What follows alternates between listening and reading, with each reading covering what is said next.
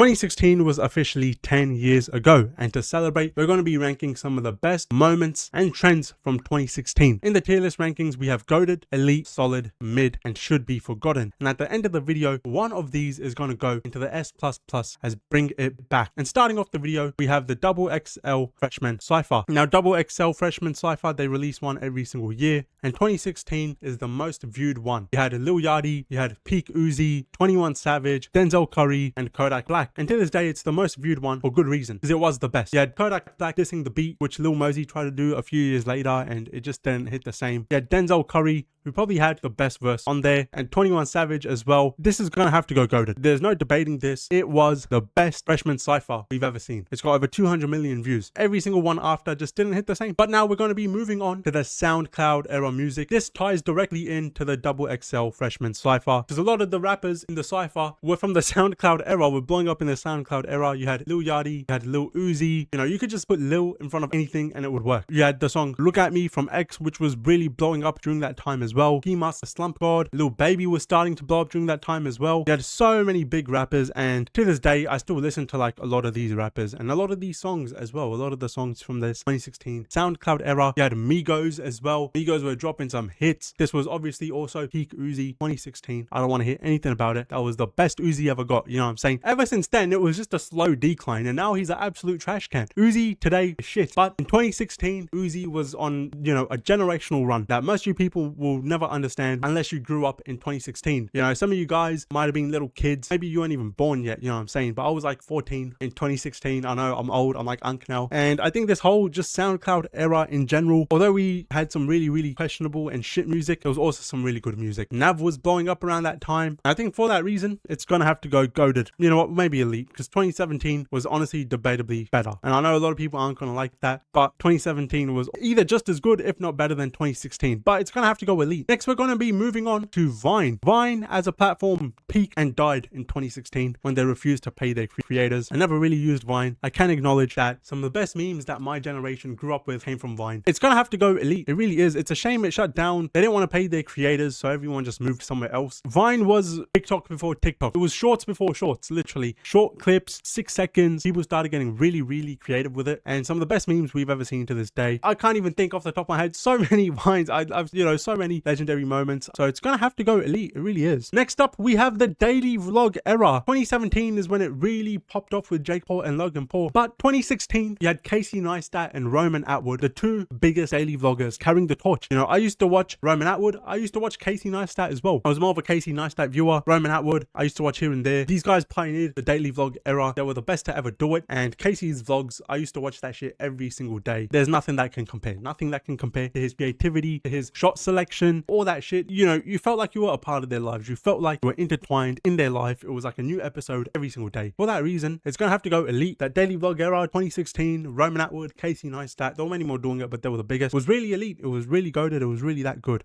You know, coming home from school and seeing a new vlog every fucking day. Next up, we have Conor McGregor. Conor McGregor, obviously, arguably 2016 in his UFC career was like the peak. Some of his biggest fights, Conor McGregor versus Nate Diaz, and you had some of the best press conference trash talk moments. There's no debate. 2016 is when Conor McGregor blew the fuck up and became mainstream. 2016 is when I first heard of Conor McGregor, and then I started watching like all the trash talk, the press conference clips, you know, between him and Nate Diaz, like throwing bottles and shit at each other. That's when he became like double champ as well and had that iconic moment in the ring. Conor McGregor 2016 was aura. He had like peak aura, you know what I'm saying? He maxed out the aura scale, you know what I'm saying? This is gonna have to go goated. 2016 Conor McGregor, peak Conor McGregor was a sight to see. There's a reason 2016 is considered the greatest year of all time, and I just don't want to put everything in elite or goated, but it really does belong there. But next up, we have the bottle flip challenge. This was a challenge that gained massive traction in 2016, where you would flip a fucking water bottle to see how many times in a row you could flip it. Obviously, the internet being the internet, people had to take it further and further and further, and then people started flipping like water bottles on top of water bottles on top of water bottles, and then they started flipping like random objects like fucking pencils or like sharpeners or, you know, erasers and shit like that. Like whatever you could flip, people were flipping, and it became like this massive trend. Videos were getting tens of millions of views. Yeah, I used to like, we all used to do it. I remember being at like the lunch table with my friends, and then we'd just be sitting there sometimes flipping bottles to see who could do it. Remember sometimes just sitting in class doing that shit. But overall, it's gonna have to go should be forgotten. Possibly mid. We'll leave it in mid for now, and we might decide later. But just flipping water bottles to see how many times you could do it, becoming a massive trend. It really just goes to show you never know what's just gonna pop off and become trendy. Now we have fucking 6, 7 with all these stupid little kids running around. It was really overrated, and compared to like some of the other stuff, it can't go above solid. Like it can't go above mid, really. It might just have to go should be forgotten. We're talking about just flipping a water bottle, as many times as you can. But next up, we have Snapchat. 2016, I remember downloading Snapchat for the first time after all my friends told me to. I had no idea what the fuck it was. I just had no idea how to use it. I just didn't use it for like 3-4 months. I couldn't figure out how the fuck it worked. It was so confusing. The UI was so confusing. I didn't understand, like, you send a picture and it disappears, and like stories and all this shit. Snapchat also introduced like filters. Remember the OG like dog filter, or the ugly face filters you could like put on fucking friends and shit, like sitting in class, sitting next to your mate, you'd put the fucking phone on them and like take all the pictures and shit, whatever. But Snapchat's still big to this day. I don't use it anymore, but I know a lot of people that do. 2016 Snapchat is gonna have to go elite. It really is. It really is. It was popping off. Everyone was starting to use it. You had streaks as well. Like, who the fuck remembers that? Sending like streaks every fucking day. I remember having like a mega like 500+ day streaks and shit. You know what I'm saying? Yeah. Oh my god, I forgot about that. Yeah, Snapchat streak. Yeah, we was really invested into that shit.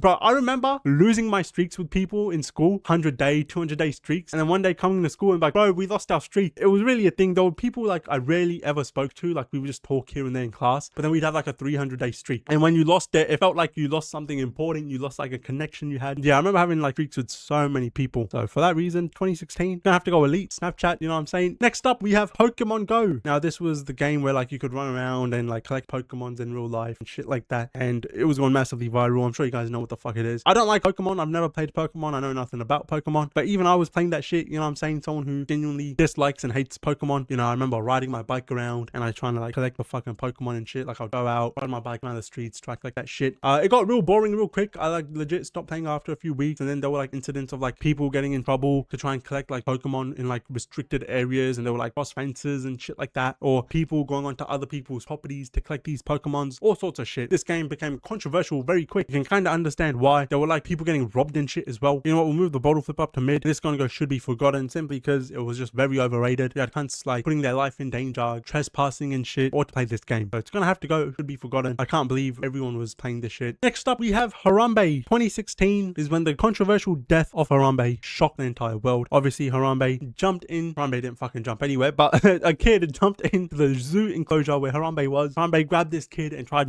protecting him. That's the story, and I guess from the videos, it does look like Harambe was trying to protect this kid's life, but they had to get the kid out of there. Any means possible. And they said the best way to do this is to kill Harambe. I think Harambe at the time was also like the oldest living gorilla in the zoo or some shit. They shot him dead. They killed him, and it became massively viral. The death of a gorilla in some fucking zoo became like a cultural 2016 moment that kids back then just couldn't let go. We couldn't let it go. I honestly never really gave a fuck that he died. It was just funny. Like, it was a meme. It was a joke. I don't think anyone gives a shit that he died. Who the fuck cares? He's a fucking gorilla. He died. You know what I'm saying? People were upset about it, but it's gonna have to go solid. Honestly, it was funny. It was better than fucking the water bottle and Pokemon Go. It was genuinely funny that the death of a fucking gorilla was like that massively like viral. I guess some people gave a shit, but most didn't. It was just a meme. Now we're going to be talking about the mannequin challenge. We have a picture of a mannequin. This is when people would just have like freeze and then film. That's basically what it was. It's even hard to describe. People would just tend to be like stuck in place, and then you like film. And then you had the massive song Black Beatles, which also blew up because of the mannequin challenge, and it was a genuinely good song as well. There were some really good videos that came from that time. I remember seeing one where like it was in a school. They got the whole fucking school to just stand still, and then like someone was just walking around filming, which is really good. Compared to some other challenges we've seen, it was better, but it's gonna have to go solid. The best part about the challenge was the song. Some people were really creative with it. They like put it off well, but it doesn't deserve to go like elite or goated. And even compared to some other challenges, when I think 2016, my mind doesn't go to the mannequin challenge right away. Next up, another trend. We have the hot knife trend. Now, this is when people would get blowtorches, heat up a knife that was fucking glowing hot, and just cut random objects. That was it. It was like one channel, I forgot the name, but this guy was fucking pumping views. 20, 30, 40, 50 million views. Like, he was just pumping them out. I mean, this guy's probably retired somewhere on a fucking yacht. He milked the shit out of that challenge, and the guy must have made millions of dollars through ad revenue alone. But they would just find satisfying things to cut. So you would cut a bar of soap, you would cut maybe a fucking water bottle, you would cut fruit. I remember like they would get like a stack of like wooden like pencils and cut that. Anything you could think of, they would just try and cut with a hot knife. That was it. There was no music in the background. There was nothing. It was just like, it was ASMR before ASMR. You could just hear the sizzle as you would cut the shit. I must have watched tens of hundreds of those videos back then. I keep it real. It's gonna have to go mid. No,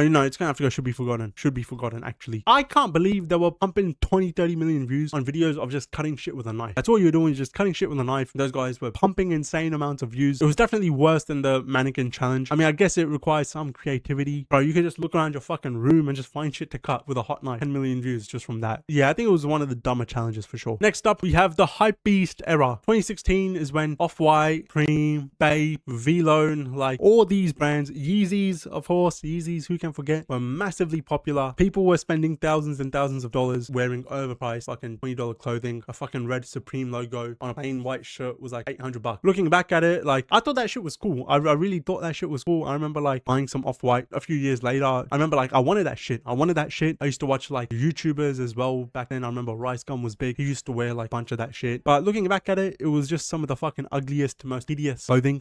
Bape shit looked ugly as fuck. Yeezys, that shit didn't even look good. Like most of these people, it was just like who could slap on the most amount of designer clothes. The outfits didn't look good. These guys were just slapping on, they look like fucking race car drivers with just as many logos as possible. So I think it should be forgotten. Overpriced, cheap, shitty clothing that doesn't look good, yeah, should be forgotten. And then lastly, we have the YouTube.